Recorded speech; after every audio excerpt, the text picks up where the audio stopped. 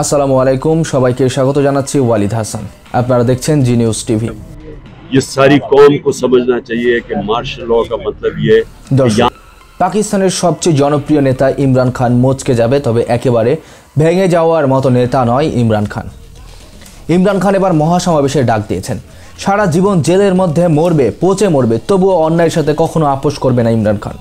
কখনো পাকিস্তানের কুখ্যাত এই শেহবাজ শরীফ সরকার এবং পাকিস্তানের ইস্টাবলিশমেন্টের সাথে ডিল করতে বসবে না ইমরান খান। দর্শক, এছাড়াও পাকিস্তান সম্পর্কে বেশ কিছু গুরুত্বপূর্ণ খবর আমাদের কাছে এসেছে। প্রথমে ইমরান খান প্রসঙ্গে জানাবো, এরপর সিরিয়ার অভ্যন্তরীণ বিষয়ে যে উত্তেজনা চলছে সেটি জানাবো, এবং সিরিয়ায় 2000 যোদ্ধা পাঠিয়েছে লেবাননের হিজবুল্লাহ, সেখানকার সর্বশেষ পরিস্থিতি কী। এছাড়াও বাংলাদেশ এবং ভারতের মধ্যে চলমান উত্তেজনায় বাংলাদেশ 7 সিস্টার্স নিয়ে আবারও ভারতকে কি হুঁশিয়ারি দিল। ভারতের দাদাগিরি এবার শেষ হতে চলেছে, কেন আস্তে আস্তে সুর নরম হয়ে যাচ্ছে ভারতের, এমন গুরুত্বপূর্ণ সব তথ্যগুলো জানাবো আজকের এই ভিডিওতে। পুরো ভিডিও জুড়ে আমাদের সাথেই থাকবেন। দর্শক, প্রথমে আসি পাকিস্তান প্রসঙ্গে। পাকিস্তান তেহরিকি ইনসাফ পিটিআই দলের নেতা ও সাবেক প্রধানমন্ত্রী ইমরান খান আগামী 13ই ডিসেম্বর পেশোয়ারে মহাসমাবেশের ঘোষণা দিয়েছেন। রাজধানী ইসলামাবাদে পিটিআইয়ের সমাবেশকে কেন্দ্র করে সহিংসতা এবং এতে প্রাণহানির ঘটনার কয়েকদিন পরই এমন ঘোষণা দিলেন পাকিস্তানের সবচেয়ে জনপ্রিয় নেতা ইমরান খান। বৃহস্পতিবার 5 ডিসেম্বর পাকিস্তানি গণমাধ্যম দ্য ডন এক প্রতিবেদনে এই খবরটি নিশ্চিত করেছেন। বৃহস্পতিবার সামাজিক যোগাযোগ মাধ্যম এক্সকে দেওয়া পোস্টে ইমরান খান 13ই ডিসেম্বর পাকিস্তানের উত্তর পশ্চিমাঞ্চলীয় শহর পেশোয়ারে দলের সমাবেশে যোগ দিতে সমর্থকদের প্রতি আহ্বান জানিয়েছেন। পেশোয়ার দেশটির খাইবার পাখতুনখোয়া প্রদেশের রাজধানী। এই প্রদেশে এখন পিটিআই রয়েছে ক্ষমতায়। সোমবার 25 নভেম্বর ইসলামাবাদের পথে নেমেছিলেন ইমরান খানের সমর্থক, অর্থাৎ হাজার হাজার মানুষ। সেই বিক্ষোভ মিছিল ক্রমে সংঘর্ষের আকার নিয়েছে। পুলিশ ও নিরাপত্তা বাহিনীর সঙ্গে সংঘর্ষে 12 জন পিটিআই সমর্থক নিহত হয়। এছাড়া বহু মানুষ আহত হয়েছে সেখানে। ইমরান খান বলেছেন যে এসব ঘটনায় গ্রেপ্তার রাজনৈতিক নেতাকর্মীদের অবিলম্বে মুক্তি দিতে হবে। ইমরান খান লিখেছেন, এই দুই দাবি যদি পূরণ করা না হয় তাহলে এই 14ই ডিসেম্বর থেকে পাকিস্তানে অসহযোগ আন্দোলন শুরু হবে, আর এর যে কোনো পরিণতির জন্য দায়ী থাকবে শেহবাজ সরকার। তবে পাকিস্তান সরকারের দাবি, গত 25 নভেম্বর পিটিআইয়ের বিক্ষোভের প্রাণহানির কোনো ঘটনা ঘটেনি। কিন্তু দর্শক, আপনারা ইতোমধ্যেই জানেন যে আসলে কি হয়েছিল সেই 25 নভেম্বরে। পাকিস্তানের সাবেক প্রধানমন্ত্রী ইমরান খানের দাখিল করা একটি আবেদনের শুনানির দিন 10 ডিসেম্বর নির্ধারণ করেছে সুপ্রিম কোর্ট। আবেদনে 2023 সালের 9 মে এর ঘটনার তদন্তের জন্য একটি বিচারিক কমিশন গঠনের অনুরোধ জানানো হয়। শুক্রবার 6 ডিসেম্বর আদালত এই তারিখ নির্ধারণ করেছে। পাকিস্তানের সংবাদ মাধ্যম ডন এ খবর নিশ্চিত করেছে। বৃহস্পতিবার পিটিআই প্রতিষ্ঠাতা ইমরান খান তার সামাজিক যোগাযোগ মাধ্যম এক্সে একটি পোস্ট দেন। পোস্টে তিনি গত বছরের 9 মে এবং পিটিআইয়ের সাম্প্রতিক বিক্ষোভ, অর্থাৎ 26 নভেম্বর যে বিক্ষোভটি হয়েছে সেটি নিয়ে তদন্তের জন্য বিচারিক কমিশন গঠনের দাবি জানান। তিনি জানান, সরকারের সঙ্গে দুটি বিষয় নিয়ে আলোচনা করতে 5 সদস্যের আলোচনা কমিটি গঠন করা হয়েছে।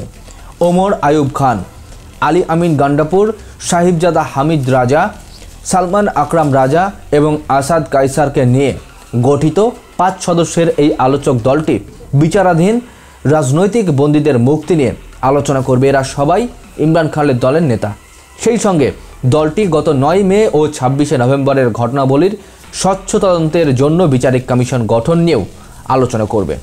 ইমরান খানের দল পিটিআই প্রতিষ্ঠাতা শুক্রবার এক্সে আরও একটি পোস্টে তার দাবিগুলো পুনর্ব্যক্ত করেছেন। এ সময় তিনি সতর্ক করে বলেন, যদি তার দাবি পূরণ করা না হয় তাহলে পিটিআই বয়কট আন্দোলন শুরু করবে। 2023 সালের 9 মে ইসলামাবাদ হাইকোর্টের প্রাঙ্গণ থেকে ইমরান খান গ্রেপ্তার হওয়ার পর দেশ জুড়ে দাঙ্গা ছড়িয়ে পড়ে। ওই দাঙ্গা কমপক্ষে 24 ঘন্টা ধরে চলেছিল। সুপ্রিম কোর্টের শুক্রবার প্রকাশিত একটি কজ লিস্ট অনুসারে ইমরান খানের আবেদনের শুনানি 10 ডিসেম্বর নির্ধারণ করা হয়েছে। বিচারপতি আমিনুদ্দিন খানের নেতৃত্বে 7 সদস্যের সাংবিধানিক বেঞ্চ ওই শুনানি করবেন। এদিকে সিরিয়া প্রসঙ্গে যাচ্ছে। সিরিয়ায় 2000 যোদ্ধা পাঠিয়েছে লেবাননের সশস্ত্র গোষ্ঠী হিজবুল্লাহ। নাম প্রকাশে অনিচ্ছুক গোষ্ঠীটির ঘনিষ্ঠ একটি সূত্র এই তথ্য নিশ্চিত করেছে। শনিবার 7 ডিসেম্বর ফরাসি বার্তা সংস্থা এএফপি এই খবর জানিয়েছে। একটি সশস্ত্র অভিযানে সিরিয়ার গুরুত্বপূর্ণ 2টি শহর দখলে নেয় বিদ্রোহীরা। মিত্রদেশ দামেস্কের এই সংকটে এমন পদক্ষেপ নিয়েছে প্রেসিডেন্ট বাশার আল আসাদের মিত্র গোষ্ঠী হিজবুল্লাহ। 2011 সাল থেকে এটি সিরিয়ার যুদ্ধে সক্রিয়ভাবে জড়িত। সূত্রটি জানিয়েছে, হিজবুল্লাহর যোদ্ধাদের লেবাননের সীমান্তবর্তী কুশাইর এলাকায় মোতায়েন করা হয়েছে। গত সপ্তাহে সিরিয়ার ইসলামপন্থী নেতৃত্বাধীন বিদ্রোহী এই জোট অভিযান শুরু করার পর থেকে হিজবুল্লাহ সেখানে রয়েছে। যুদ্ধে সরাসরি কোনো অংশগ্রহণ নয়, মূলত নিজেদের অবস্থান রক্ষার জন্য সেখানে রয়েছে তারা। এদিকে ইতোমধ্যে বিদ্রোহীরা সিরিয়ায় উত্তরাঞ্চলীয় আলেপ্পো ও কেন্দ্রীয় হামা শহর দখল করে নিয়েছে। Syrian observatory for human rights জানিয়েছে, শনিবার হোমস শহরের প্রবেশদ্বার পর্যন্ত পৌঁছে গেছে তারা। এবার রাজধানী দামেস্কের দিকে অগ্রসর হচ্ছে। 27 নভেম্বর থেকে এই অভিযান শুরু করে বিদ্রোহীরা। একই দিনে হিজবুল্লাহ ও ইসরায়েলের মধ্যে যুদ্ধবিরতি কার্যকর হয়। এই যুদ্ধ লেবাননের ওই গোষ্ঠীটিকে অনেকটাই দুর্বল করে দিয়েছে। সূত্রটি আরও জানায়, হোমস শহরে 150 সামরিক উপদেষ্টা পাঠিয়েছে হিজবুল্লাহ। সিরীয় সেনাবাহিনীর শহরটি রক্ষার সিদ্ধান্ত নিলে এই উপদেষ্টারা সহায়তা করতে পারে। 2013 সাল থেকে আসাদের বাহিনীকে প্রকাশ্যে সমর্থন জানিয়ে আসছে হিজবুল্লাহ। ওই বছর বিদ্রোহীদের কাছ থেকে কুশাইর শহর পুনরুদ্ধারে উল্লেখযোগ্য ভূমিকা পালন করে এই গোষ্ঠীটি। দর্শক, এবার আসি ভারত বাংলাদেশ প্রসঙ্গে। বাংলাদেশের সঙ্গে সম্পর্কে 7 সিস্টার্স ও পাকিস্তান নিয়ে কেন এত চিন্তায় ভারত? বাংলাদেশের সঙ্গে সম্পর্কে 7 সিস্টার্স ও পাকিস্তান নিয়ে কেন চিন্তিত ভারত, এই প্রশ্নের উত্তর দেখতে চাই। গত 1.5 দশকে ভারত বাংলাদেশ সম্পর্কে উন্নতির কথা বলা হলেও 5 আগস্ট শেখ হাসিনার সঙ্গে সেই সম্পর্কের পতন ঘটে। অর্থনৈতিক ও বাণিজ্যিক সম্পর্ক মোটামুটি সচল থাকলেও ভিসা রয়েছে বন্ধ। জনসাধারণ পর্যায়ে সম্পর্কের একটা বড় অবনতি হয়েছে এই দুই দেশের মধ্যে। বাংলাদেশে গণ অভ্যুত্থানের পর 7 সিস্টার্স নিয়ে উদ্বেগ ও উত্তেজনা তৈরি হয়েছে ভারতে। বাংলাদেশ পাকিস্তান সম্পর্ক নিয়েও চিন্তিত দিল্লি। ভারতের আন্তর্জাতিক সম্পর্কের একজন অধ্যাপক বহু বছর ধরে বাংলাদেশ এবং ভারত নিয়ে গবেষণা করেছেন। তিনি জানিয়েছেন, অভ্যুত্থান অর্থাৎ 5 আগস্ট যে অভ্যুত্থান হয়েছে বাংলাদেশে, সে পরবর্তী সরকার ভারতের কাছে একটি এক্সপেরিমেন্টাল গভর্নমেন্ট হিসেবে বিবেচিত। ডক্টর ইউনূসের কথা বলা হচ্ছে। তাই আওয়ামী লীগের প্রস্থানে আওয়ামী লীগ দেশ থেকে পালিয়ে যাওয়ার পর ভারতের নিরাপত্তা উদ্বেগ বাড়ছে, যা 2001 থেকে 2006 সাল সময়কালের খারাপ সম্পর্ক ও সহিংস কর্মকাণ্ডের ইতিহাস স্মরণ করেছে। সেই সময় বাংলাদেশের কার্যক্রম এবং বাইরের শক্তির প্রভাব ভারত বাংলাদেশ সম্পর্ককে ক্ষতিগ্রস্ত করেছিল। অর্থাৎ আওয়ামী লীগ ক্ষমতায় আসার আগে ভারতের সাথে বাংলাদেশে যা হয়েছিল সেটি এখানে বোঝানো হচ্ছে। এক প্রতিবেদনে বলা হয়, সরকার পতনের পর অভ্যুত্থানকারী ছাত্র নেতা এবং বাংলাদেশের শীর্ষ পর্যায় থেকে ভারত যেসব বার্তা পেয়েছে সেটি নিয়ে তাদের অস্বস্তি রয়েছে। এছাড়া বাংলাদেশের সঙ্গে পাকিস্তানের সম্পর্কের গতি প্রকৃতি ভারতের দৃষ্টি আকর্ষণ করছে। ভারত এখন টেনশনে পড়ে যাচ্ছে, কারণ বর্তমান সরকারের সময়ে পাকিস্তান থেকে সরাসরি পণ্যবাহী জাহাজ বাংলাদেশে ঢুকে পড়ছে। পাকিস্তান বাংলাদেশের পরিস্থিতি স্বাভাবিক হওয়ার সুযোগ নিয়ে ভারত বিরোধী কার্যক্রম চালানোর চেষ্টা করতে পারে। এছাড়া পাকিস্তান থেকে অস্ত্র কেনার খবর, রটা এবং জিন্নার জন্মদিন উদযাপনও ভারতের উদ্বেগ বাড়িয়েছে। পাকিস্তান থেকে যদি জাহাজে করে পেঁয়াজও আসে, ভারতের মিডিয়াগুলো ছড়াচ্ছে যে অস্ত্র আসছে। বাংলাদেশে অভ্যুত্থানের পর ভারতীয় গণমাধ্যম ও সামাজিক মাধ্যমে সংখ্যালঘুদের ওপর হামলার ভিত্তিহীন তথ্য ও গুজব ছড়িয়ে মিথ্যাভাবে প্রচার করা হচ্ছে।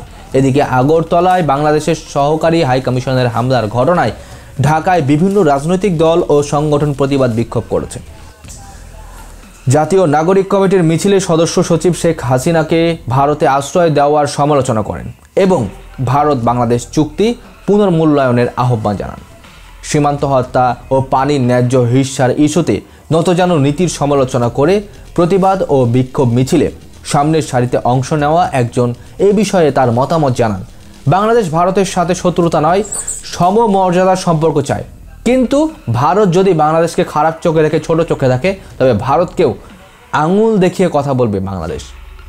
এছাড়া ভারতে বাংলাদেশ নিয়ে প্রতিক্রিয়া বাড়াবাড়ি বলে দাবি করে ঢাকার বিভিন্ন কূটনৈতিক মিশন ও রাষ্ট্রদূতের ব্রিফ করেছে বাংলাদেশ সরকার। ভারত বাংলাদেশ সম্পর্কের টানাপোড়েনের সবচেয়ে উদ্বেগের বিষয় হলো ভারত বাংলাদেশ জনগণের মধ্যে সম্পর্কের চরম অবনতির দিকটি। সার্বিকভাবে দুদেশের সম্পর্কের গতি প্রকৃতি এখন নেতিবাচক বার্তায় দিচ্ছে বলে মনে করা হচ্ছে, অর্থাৎ খারাপ সম্পর্কের দিকে যাবে। ভারত ভিসা বন্ধ করে দিয়েছে। এর মধ্য দিয়ে সাধারণ মানুষের কাছে মেসেজ যেটা, যে ভারত আমার বর্তমান বাস্তবতার সাথে সহযোগী হতে রাজি নয়। মেসেজটা এখনও উল্টো নেতিবাচক রয়ে গেছে ভিসা না দেওয়ার কারণে। অন্যান্য সার্ভিসগুলো হচ্ছে না, সেগুলো নেতিবাচক বার্তা দিচ্ছে। আগরতলাতে অফিস বন্ধ করে দিয়েছে বাংলাদেশ, ওখানেও একই রকমভাবে নেতিবাচক বার্তা যাচ্ছে যে বাংলাদেশ আর আমাদের ভিসা দেবে না। 5 আগস্ট পরবর্তী ভারত ও বাংলাদেশের মধ্যে আলাপ আলোচনার জায়গাটিও সংকুচিত হয়ে যাচ্ছে, ছোট হয়ে গেছে বলে মনে করছে পর্যবেক্ষকরা।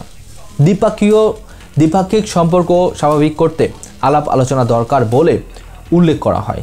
তবে বাংলাদেশের সাথে ভারত যেভাবে দাদাগিরি দেখিয়ে আসছিল এই গেল 15টি বছর শেখ হাসিনার আমলে, সেই দিন এখন শেষ হয়ে গেছে ভারতের জন্য। ভারত চাইলেও এখন আর আগের মতো দাদাগিরি দেখাতে পারছে না বাংলাদেশকে, কারণ পাল্টা বাংলাদেশও ভারতকে আঙুল দেখিয়ে কথা বলছে। দর্শক, এই মুহূর্তে ভারত এবং পাকিস্তানের উত্তেজনা সম্পর্কে আপনাদের কাছে কি মনে হয়? ভারত এবং বাংলাদেশ কি ভারতের তলে পড়ে থাকবে? ভারতকে কথা বলার সময় এসে গেছে। আপনাদের মতামত অবশ্যই আমাদেরকে কমেন্ট বক্সে জানাতে পারেন।